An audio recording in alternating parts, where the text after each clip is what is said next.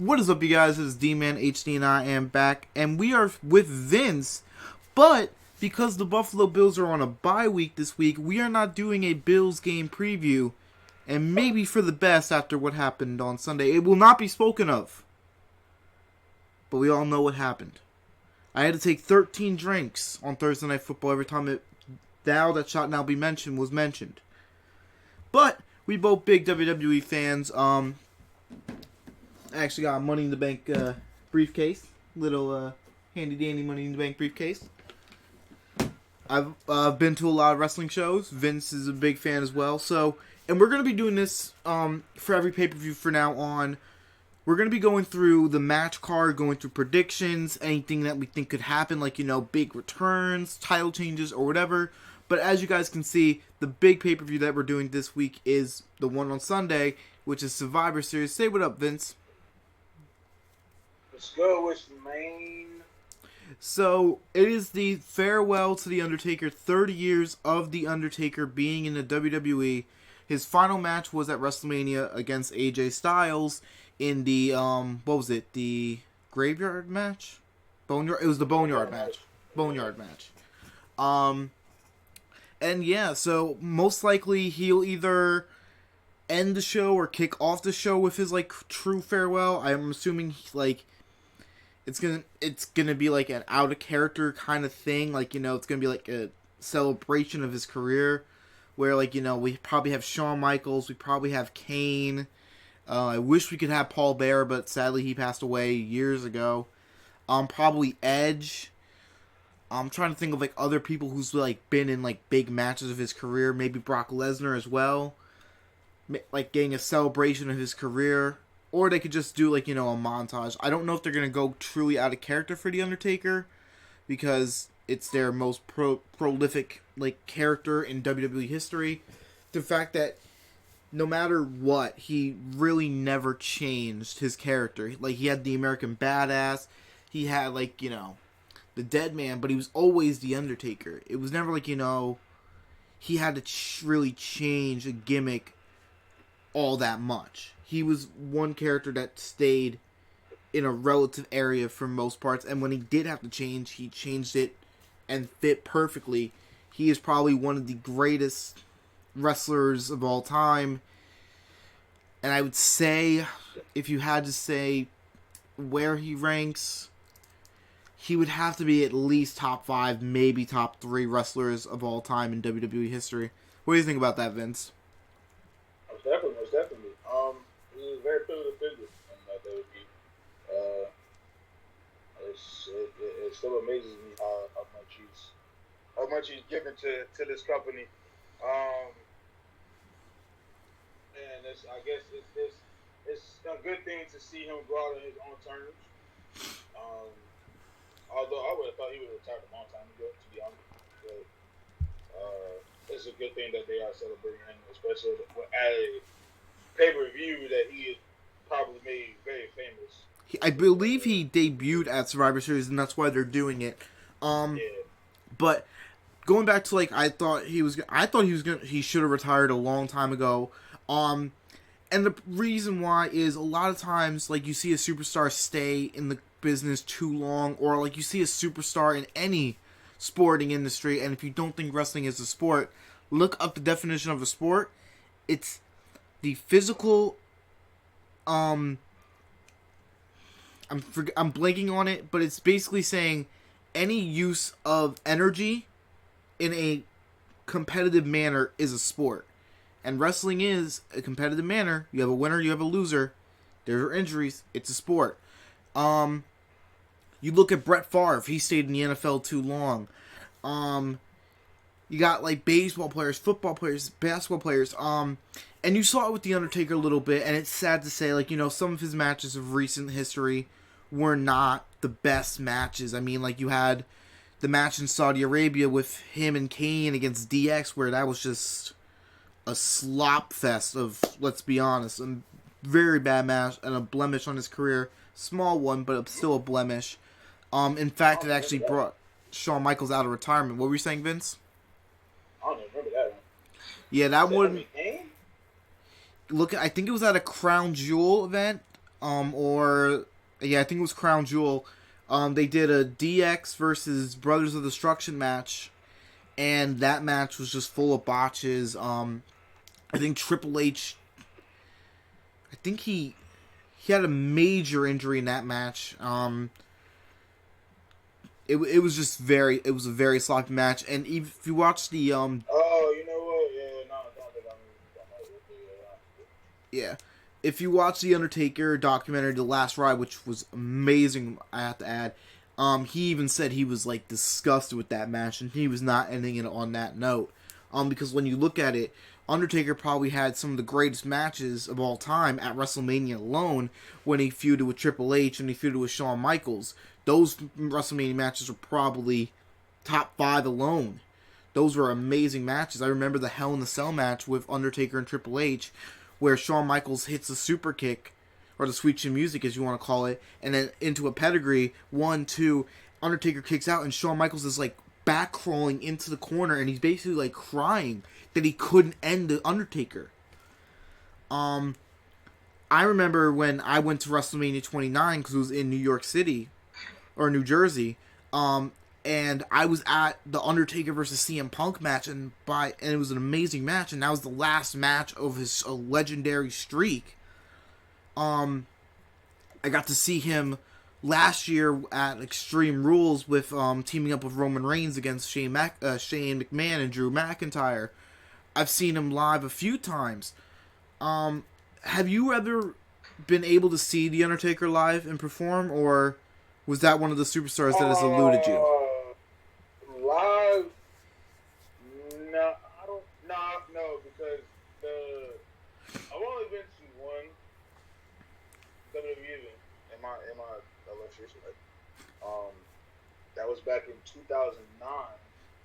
They were here in North Carolina, and the main event that night. As a matter of fact, that was when they were having guest hosts at that time, and ZZ Top was the guest host. Oh, for Monday Night Raw? Yeah, wow. ZZ Top was the guest host that night, and that was down here in North Carolina. And the main event for that evening was it was Legacy versus John Cena and Triple H. Okay, so at least you got 5 major superstars in that. You got Ted DiBiase, you got Cody Rhodes, Randy Orton versus Cena and Triple H. I can honestly say I've been to a lot of wrestling events. I think last year alone, I was at 6+. Me and my roommates went to a Monday Night Raw show in Montreal because we went to school in Plattsburgh. It was a 30-minute car ride. We went to a Raw show in Albany. Me and my girlfriend went to a show in Newark for Raw. So that's 3 Raw shows. Me and my girl went to a Smackdown show in Brooklyn, and then me and my girl went to NXT 25, and then I went to Extreme Rules with my mom, and I think I was also at Money in the Bank in 2000. Yeah, I was at Money in the Bank as well. So I went to 7 shows last year alone. Yeah, I absolutely love wrestling. It's truly one of my favorite things, and I look back, I got into wrestling by accident. Funny little story before we even we went on like a whole sidetrack about it, but like this is the first time we're doing a wrestling preview / prediction. So, it was like on my 8th birthday. Like me and my parents just came home, and like I was just flipping through channels, and like the MLB Home Run Derby was on. I'm like, and that was on ESPN. So I went up 2 channels, and USA had like wrestling. I'm like, what is this? And like it was the first match I ever saw was John Cena versus Shelton Benjamin, and John Cena hits an AA, or as it was called back then, an FU to Shelton Benjamin. I'm like, oh my god, this is so amazing, and I was literally hooked ever since like my 8th birthday, and that was 14 years ago. But anyway, I love wrestling. My dad loves wrestling, so me and my dad have actually gone to a lot of shows together, and yeah, so. Let's get right into the match card. The first thing we have is the Survivor Series. So, it's brand supremacy. I'm a little upset that they don't have NXT in it this year because last year NXT put on a fantastic performance. I mean, who can forget like the NXT women beating Raw and Superstar women last year, and the historic performance by Keith Lee, where he was the last man standing besides Roman Reigns. Roman Reigns won the entire thing, but Keith Lee was the last man standing for SmackDown or NXT. Or I think, yeah, because Roman Reigns was Raw at the time. So it was really impressive, and I'm surprised that NXT isn't in it this year. But I guess like with Matt Riddle, or as he's called now, Riddle, on the main roster, Bianca Belair on the main roster, you have a lot of like the people who were in it last year, and even Keith Lee's on the main roster. And Mia Yim, who's Reckoning in Retribution, she's on the main roster too. So I guess like a lot of the NXT superstars are like on the main roster, so they couldn't do it, and they're planning a takeover. And they just have a takeover recently, or no? I think maybe a couple months ago. I think they had a takeover last month, but I know they've been like having like big Wednesdays. I know they have a War Games coming up soon. So.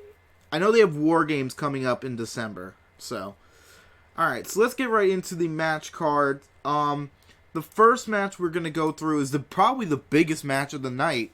Is Drew McIntyre versus Roman Reigns, and Drew McIntyre won the WWE title on Monday Night Raw. You kind of expected it after he like appeared on Friday Night SmackDown the week before, because it was very out of place, because McIntyre wasn't the champion. Yes, he had the title match set for Monday Night Raw against Orton, but it felt kind of weird that McIntyre was on SmackDown calling out Roman Reigns, when at Survivor Series it's brand versus brand, and McIntyre wasn't the Raw champion at the time. So like when their match happened on Monday night, you kind of expected McIntyre to reclaim the WWE title. Now, if that was the case, I don't understand why giving Orton a 1 month title reign at most. I guess you can just count it up as his 14th world title reign, which is good. Gets him closer to beating Ric Flair or John Cena's record. They're both tied at 16. But so you have McIntyre versus Roman Reigns, and tonight on Friday Night SmackDown, because this is being recorded at 2 a.m. that Friday night. Roman Reigns cut an amazing promo, and I have to say one thing. Ever since Roman Reigns came back and he became the head of the table and the chief, he's been coming so much better on the mic. His promos have gotten a lot better, because that was one of his biggest flaws. He really couldn't perform on the mic. He was a great in-ring performer, but the mic skills weren't there. But he was saying like this: "Look, I'm the tribal chief. And no matter what's going to happen, you're going to be the second champion. Even if you beat me, you're the second champion. You're going to be the people to say, oh, Roman's not available. Here's Drew. I've been there. I've done that. I'm the tribal chief. I'm the head of the table." Now, when I'm looking at this match, these are two superstars who are on probably the greatest paths of their careers as of right now. I mean, Roman Reigns is on fire with this heel tribal chief gimmick, and Drew McIntyre has been on fire since the Royal Rumble. Yeah, he had that month hiccup of that losing the title to Orton, but even still, he's been performing at one of his best levels this year. You take it away, Vince. I've been talking a lot.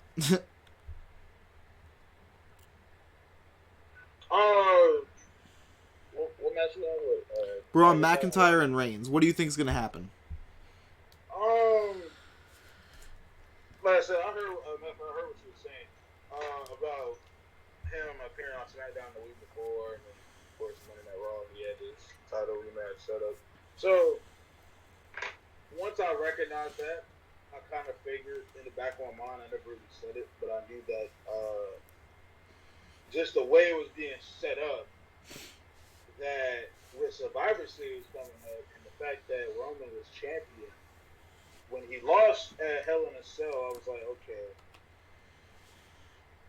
they're gonna set this up to where Roman and Drew meet at Survivor Series, because then that storyline is within the storyline and how that goes on. This match dates back from when they fought a year ago at WrestleMania. Yeah. So now it's all coming together as both of them have all made in the last year. They both become champions, and now here we are. Here they are on different shows, both as top champions, and now they're going to clash once again and see how that goes for them. So, but like you said, I greatly agree on the fact that these two are on incredible runs right now. I'm actually glad that they finally decided to go back into the heel direction with Roman, because that's something that was needed. I do remember the first time, the last couple of times they tried to turn that man heel, it didn't work out that well, because like people were still like, well, I mean, I guess it worked. People hated his ass, but then again, well, for different reasons. I think they hated him more because it was like the same old thing with Roman. It wasn't like there was no like chance he was losing the match. He was gonna get hit with 5 finishers, kick out at 2, hit 1 spear, and it'd be over. It was like Vince's golden boy, and that's why people hated him. And that's why a lot of people hated John Cena. It was Vince's golden boy that nobody could deny, that people hated. It was more shocking that Roman Reigns would lose a match than win it. It was never the underdog story with Roman Reigns. It's like, oh my god, here we go again with him. And like, that's why he needed a change of scenery.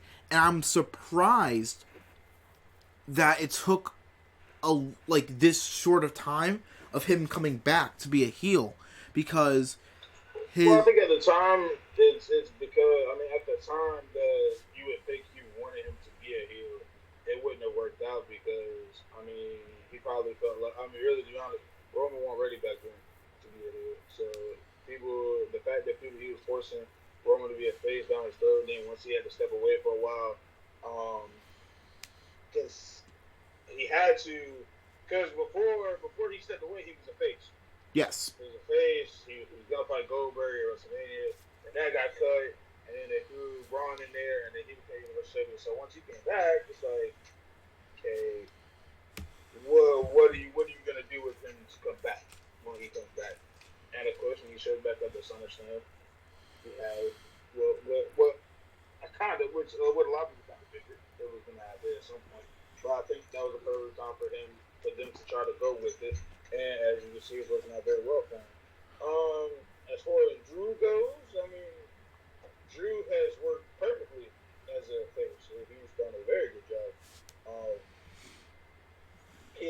It's like he got that mean side to him, but it's a mean side that you can really get behind. So that's why it's really been fun to see him do his thing as the WWE champion, and he faced some pretty good competition. In the midst of him beating Brock Lesnar back at WrestleMania. So, and I'm actually, like I said, glad they let him drop it, and then he gains it back, so that way he kind of adds to his resume a little bit. Nice 2-time champion, So, and I'm pretty sure after this pay review, he probably won't drop it again until WrestleMania, more than likely. Funny you mention that. Yeah, I don't see him. Yeah, I don't think they'll ever drop it again until around WrestleMania season. Maybe the Royal Rumble, maybe. But then again, I always got it. Funny you mention that, because as soon as I get into my prediction, I'll explain why I say it's funny. But who do you have winning this match, Vince? Man.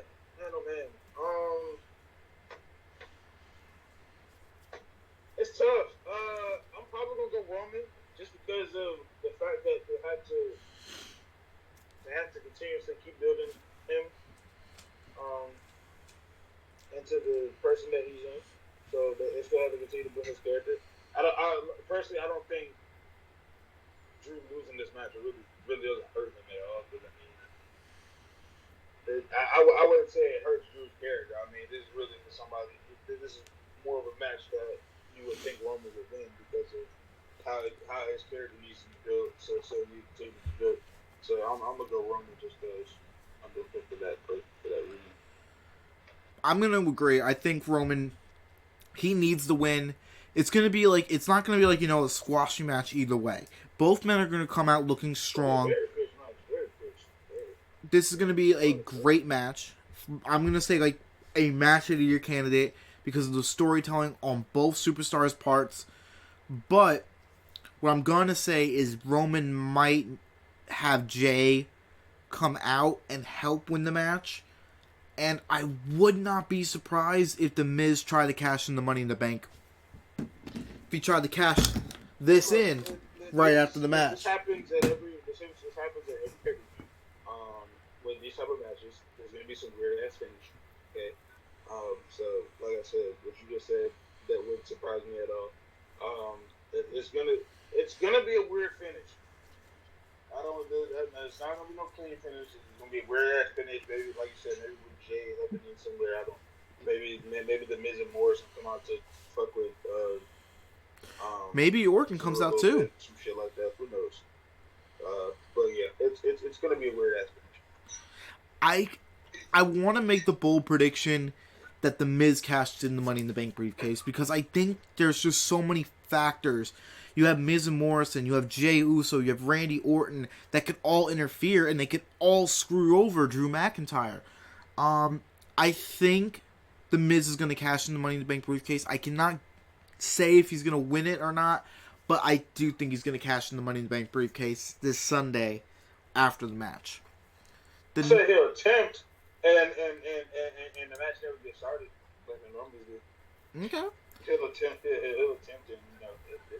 never gets started. All right, the next match we got is the Men's Survivor Series match where it's Team Raw containing Keith Lee, AJ Styles, Sheamus, Braun Strowman, and Riddle against SmackDown with Kevin Owens, Jey Uso, King Corbin, Seth Rollins, and Otis. Now, Otis is a weird choice here, and they kind of tease something, in my opinion, on SmackDown. With Gable or Chad Gable or Shorty G, whatever, I think it's just Gable now. They were teasing the fact that we got in. As in Otis and Gable, like, Gable's teaching Otis. I would not be surprised if, the next, mini feud we get is Otis versus Gable, and I think Gable's just gonna take Otis out and take his place into the SmackDown team. I think that's just gonna be one of those predictions that should happen. Because I hate to say it, Otis lost all his momentum when he lost the Money in the Bank briefcase. I mean, the problem is they had a great feud planned with Otis and Tucker, and then Tucker goes to Raw. So you could have done Otis versus Tucker at Survivor Series, but they just didn't do that. So it literally made no sense for them to turn Tucker on Otis and not even have a match. Not a single match has happened for that. So I think Gable and Otis is going to be the next feud on SmackDown. I think Gable takes Otis out of Team SmackDown and replaces him. But who do you think is going to win this match? And who do you think is going to be the sole survivor or sole survivors?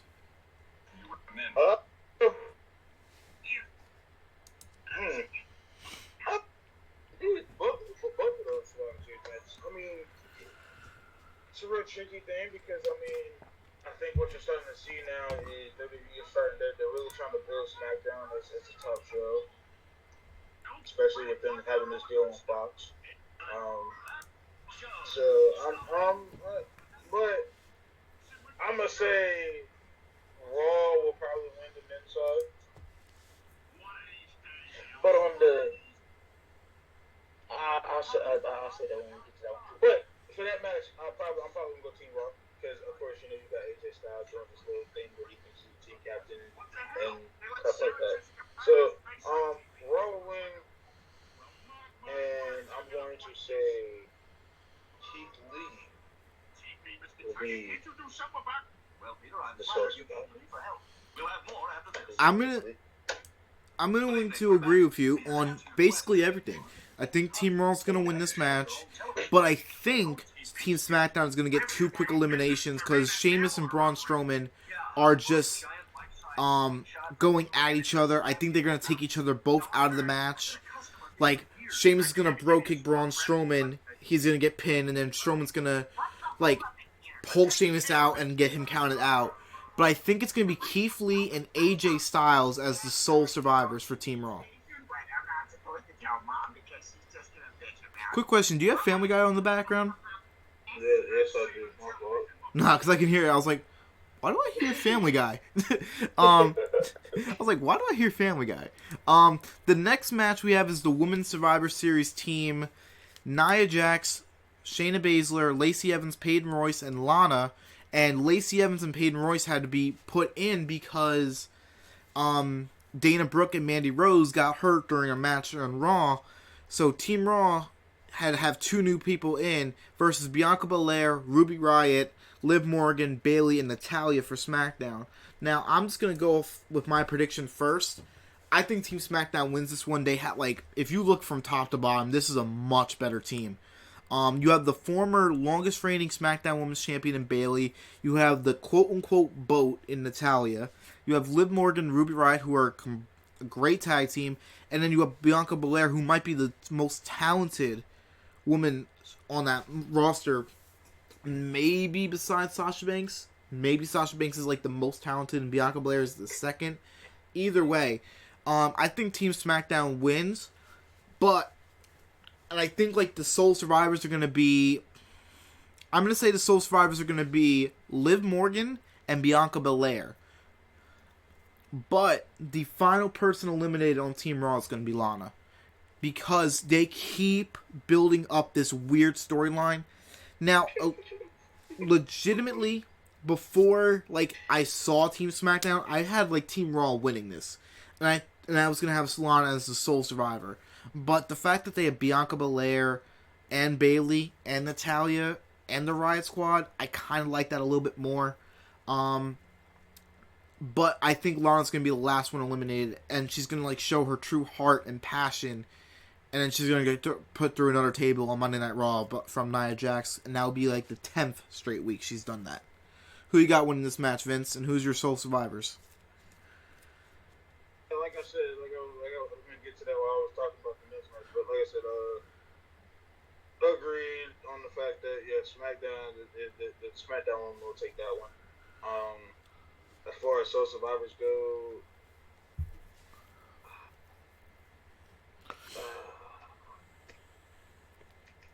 I want to go Ruby and Liv.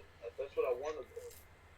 But my brain is telling me that there will only be one sole survivor, and it will be Bianca Belair, just because based off the way they've been building her. And I think eventually, it won't be soon enough.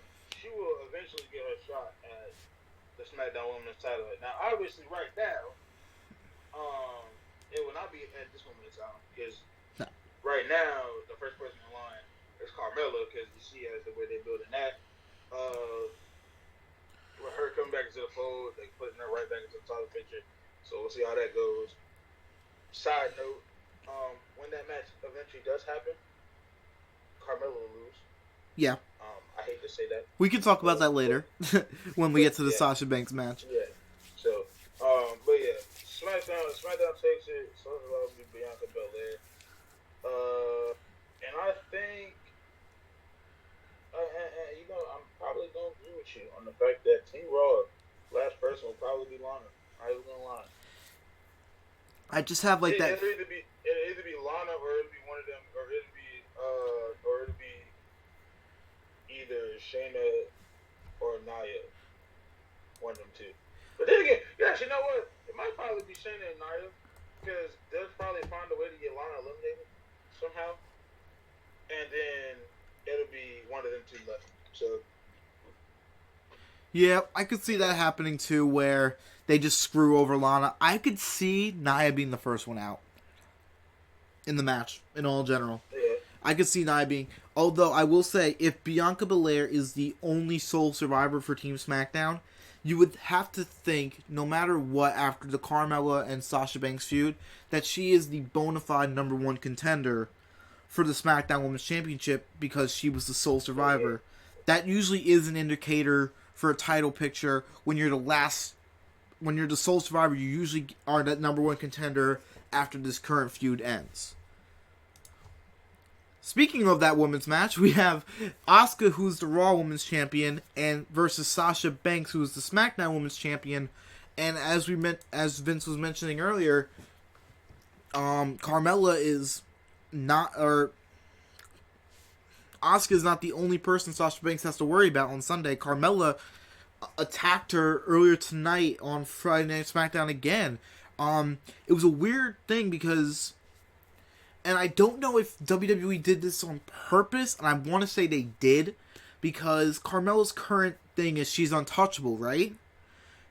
Asuka did not interfere in that whatsoever. She just stood there, which kind of goes perfect, because Carmella's untouchable, and Asuka didn't even try to touch her. It was weird though, because like Sasha Banks did her best like Riddle impersonation, because one second they were talking and she just kicks off her heels and they go like all directions, and then you just see like Carmella attack her.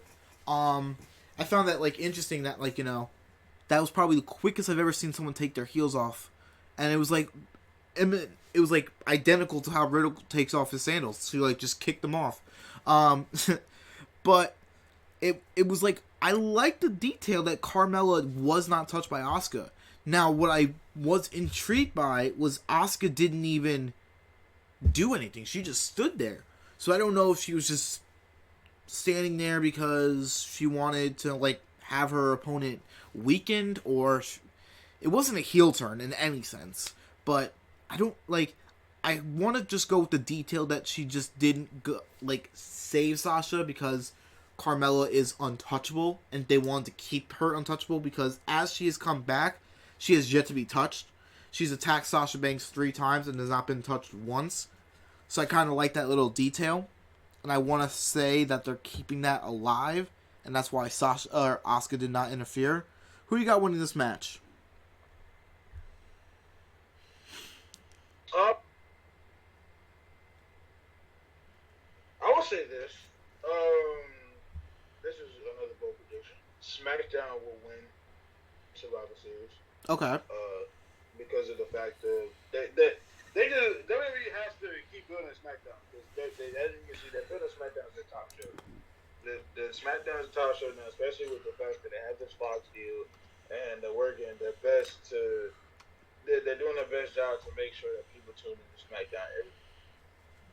Hence the promo you get from Roman every week saying that he's the top guy and it's his show. That people watch it because of him. So hey, it's a storyline within storyline. But yeah, I'm gonna go Sasha here, because they have to continue to build her championship reign right now. Like I said, this right here, this is their opportunity to build her and not, kill her as they've done in the past with her for championship reigns that she had on Raw, and how short-lived they were. They were very short-lived. It's unfortunate. As talented as she is, maybe I'm pretty sure back then they would give her the title, and I don't think they were ready for her to actually go on an extensive run, and it wasn't meant for her to go on an extensive run back then. But I think now it was perfect time for them to build her up. She wins, and then of course, then that sets up her feud with Carmella, which I personally think she'll win that feud, as they will continue to build her, and then Bianca Belair slides her way into the fold, and then we start to do that feud. Personally, I think Sasha and Bianca will be a longer feud than you get with Carmella. I think so too. So I think like I said, I think we'll see Sasha and Carmella at TLC. Sasha will win there, and then Bianca will probably she'll get her opportunity to win Rumble. Now I know this is a little far, but I'm gonna go on a limb here, and I'm gonna say she'll get an opportunity to win Rumble, and they'll probably do something from what they did with Becky a couple years ago, and how she had a title match that night. She lost. She finds a way in the Royal Rumble and she'll win the Royal Rumble. Okay. So I think they'll probably go that route again with, except this time this be with Bianca. I think I'm going to agree with you. I think Sasha's going to win. I think she needs to win more right now.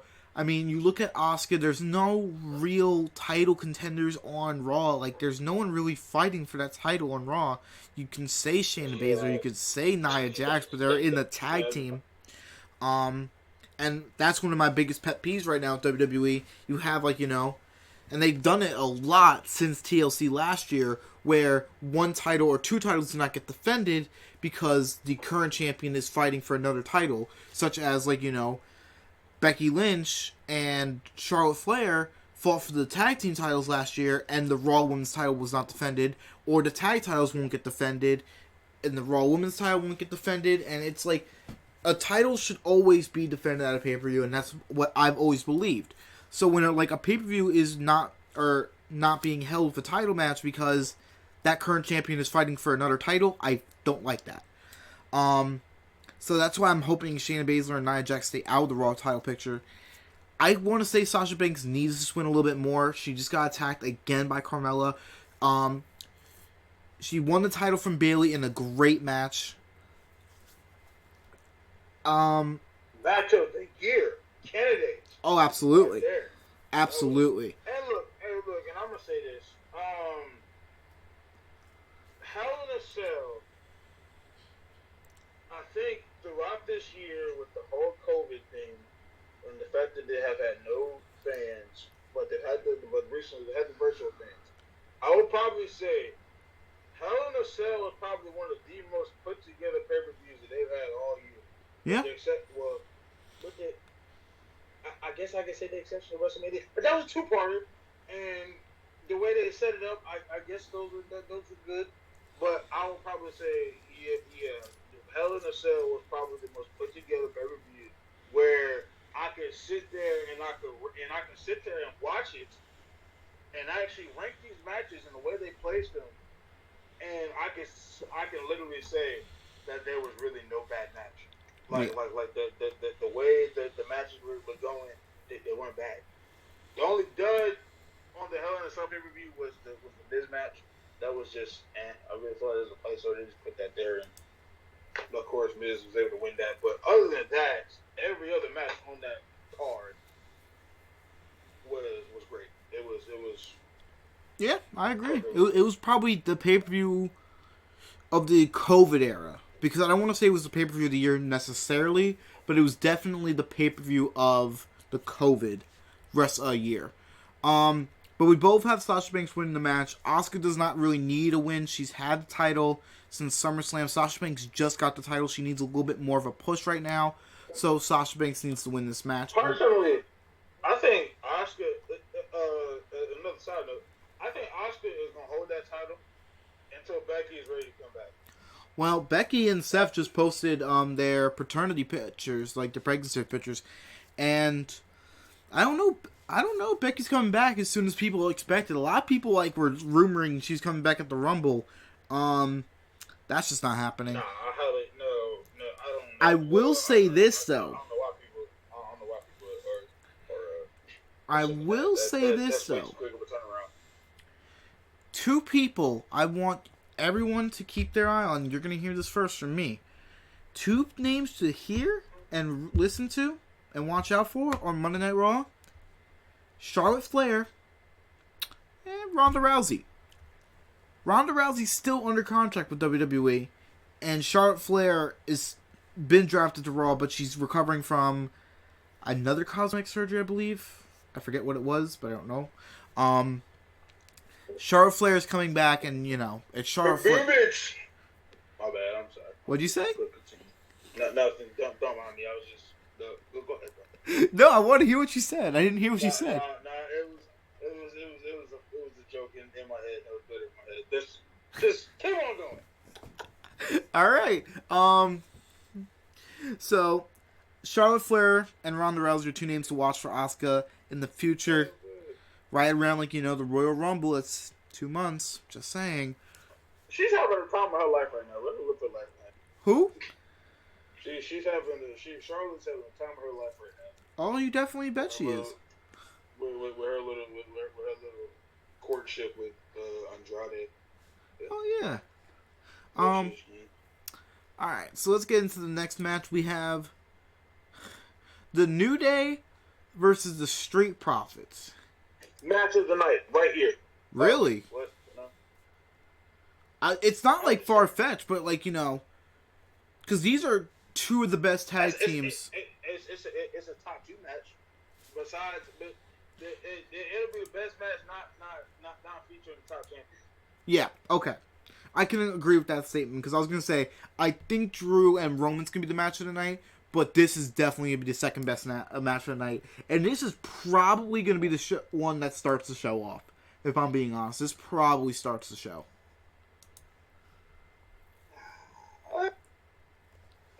Well, it'll either be them, or they'll have a usually Survivor Series. They'll actually kick off With a Survivor Series match, one of the Survivor Series matches. So it could be them, or it could be a Survivor Series match. I personally think it'll be a Survivor Series match, and they'll either go after, or they'll be like in the middle, somewhere, ish, because. I think it'll be a Survivor Series match to start, and then Bobby Lashley and Sami Zayn go after that. No one cares about that match. Well, we'll get into that match in a few minutes, and that match will be probably the quickest preview we go through. I'm just gonna go with this one. I think the New Day is gonna win this match. It's gonna be a great match because the Street Profits picked up the win on Friday Night Smackdown, and Kofi was a little mad when he sent out a tweet because WWE on Fox tweeted out the Street Profits, not the New Day, got the win in their match tonight. So Kofi felt like a little provoked. I'd say the New Day wins, but I say Big E comes out with them, and it's just gonna be a grand entrance because Big E doesn't have a match for Survivor Series, so there's and they've been teasing, Street Profits have been teasing Big E on SmackDown. There's no reason for Big E not to come out with the New Day. I think the New Day wins this match, although, like you said, probably going to be the best match of the night not having the main champions in it. Yeah. I'm going to go out on a limb right here, man. I'm disagreeing. I'm taking Street Profits. This is our first disagreement. I think, hey man, the Street Profits. We all know the New Day are, man. I love the New Day. I love Kofi and Xavier, man. They on Raw, but you know what I'm saying? They've been on top for a while. I think this is a time where you build the Street Profits as a SmackDown tag champs, man. Now currently, they don't have no competition right now. Well, technically, the Street Profits are the This is a match. I want to say the Street Profits are technically the longest reigning champions, but that's not true because they were the Raw champions for nearly a year, and then they had to trade the titles. So I don't know if their reign continues over or if it started with the draft because the Street Profits have not lost those titles in over a year. They've been the Raw Tag Team Champions for a while now. And they traded it over to the New Day when they got drafted to SmackDown and the New Day got drafted to Raw. So I agree with the sentiment that maybe New Day, it's they've been there and it's time to put up over the young talent, but it's not like they're fresh and new. They've been the champions for over a year. I just feel like this is more of a this is where they keep building their Street Profits. So it's gonna be a great match. It's gonna be off the charts, man. But Montez Ford's gonna do a frog splash, man, off the top rope, and he's gonna speed, or he's gonna hit Kofi or that. I don't know who it's but he'll pin so what is it? But it'll be a crazy show, man. All right. I'm gonna take the Street Profits. So Vince wants to smoke, and I just don't want to be sour. I want to feel the power of positivity. I love both I love both these Teams teams. are These really fun to watch. both these teams are the best teams that they have right now. Granted, it's not saying much in the sense that they don't have any tag teams, but even if they had like 10 tag teams, these would be the best 2 tag teams. The next match is Bobby Lashley against Sami Zayn. I'm just gonna say this real quick. This is gonna be the squash match. Bobby Lashley is gonna put like Sami Zayn in the Hurt Lock, and this is gonna be like a 2-minute match, and Bobby Lashley's just gonna win. This is not even a match. Like what is this? Like these are 2 paper champions. Like no one cares about these people. I would say Bobby's a little bit more of a legitimate champion than Sami Zayn. Sami Zayn's great on the mic. He's great in the ring, but he doesn't really have like anything going for him as a champion. He never lost the title since WrestleMania, but it's just the fact what does that Bobby have going for him? He's in a freaking. I mean, he in a group called the Hurt Business with freaking MVP, Cedric and Shelton, and all they doing is beefing on Retribution. So I mean, what is he really doing? I mean, he barely defended his title. So I mean, both of them are not great champions in the sense of defending it, but I mean, but like in Bobby's defense, who would you defend it against? Like, there's no real like competitors. You're gonna start seeing people like after Survivor Series compete for the United States title, but I just don't know who could compete for it now. Maybe Riddle after Survivor Series. That'd be a good feud I'd like to see. But yeah, I think Bobby Lashley's just gonna squash Sami Zayn. What do you think of this match? do I have to answer that? I mean, I actually have to pay somebody. Can I say no contest? Well, there's gonna be a winner. Maybe. Yeah, I mean, like I said, bro, Bobby will win that match. That'll probably be one of the few wins that Raw will get on the night. So that's like a freebie for Raw, man. Like, unless this is a quick match in the sense that Sami Zayn wins, and the only reason why I say that, I'll say this.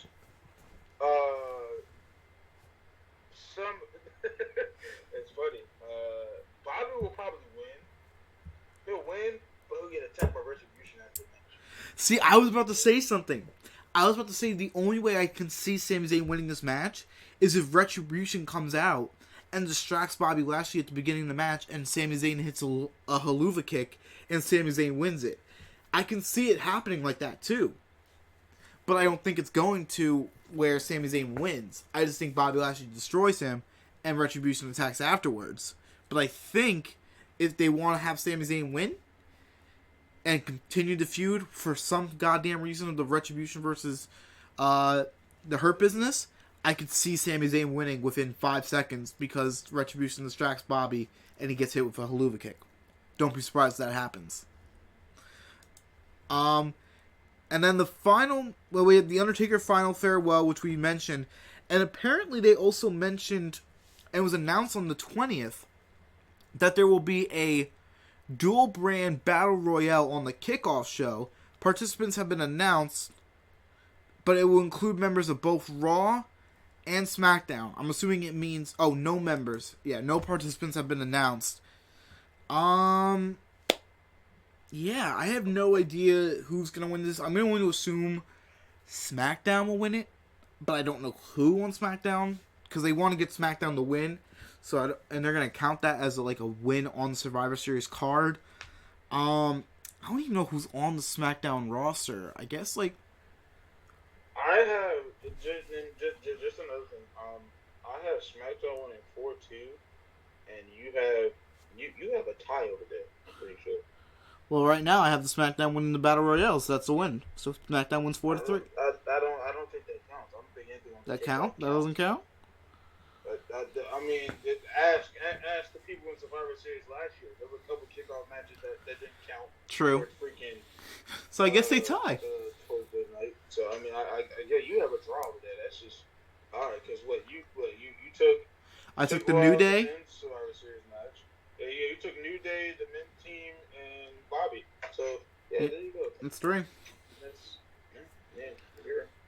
Yeah. I guess if I had to pick somebody for the Battle Royale, just have a flash, I'm going to say the freak Lars Sullivan. I mean, he gets weirdly pushed, but he hasn't been on TV. He wasn't on TV this week. I don't know if he was on TV last week. But he gets these weird pushes, you know. He was in a he was supposed to get a push last year, but he got hurt. Yeah. Or he had to step. Yeah, he got hurt. He had to step away from something because of his dude's got some weird condition or whatever. I don't know. That just. Lars Sullivan was also a movie star. If you did not know that.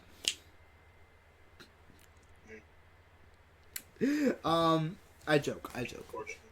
I mean, it's true, but I joke. I think Lars Sullivan is going to win the Battle Royale. Who you got winning it? You don't have to give me a particular person. You can just say SmackDown or Raw. Not that's going to count for, like, you know. Can I say nobody? Nobody wins. Nobody wins? No, nobody wins. I'm not going to watch the kickoff show. I don't watch the kickoff show.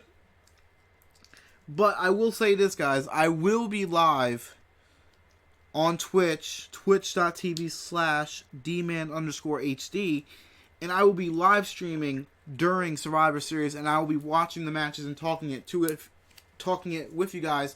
And anybody wants to hop into Discord, I'll leave it in the description down below. Of course, I'll leave Vince's links, as always. This is going to replace the Get Bills preview, like we said earlier. Although I will want to say one thing. It's a golden rule, and it happened on Monday Night Raw, that a title will always change hands right before Survivor Series. Because they want to change a match last minute. They've had Charlotte Flair beat Asuka.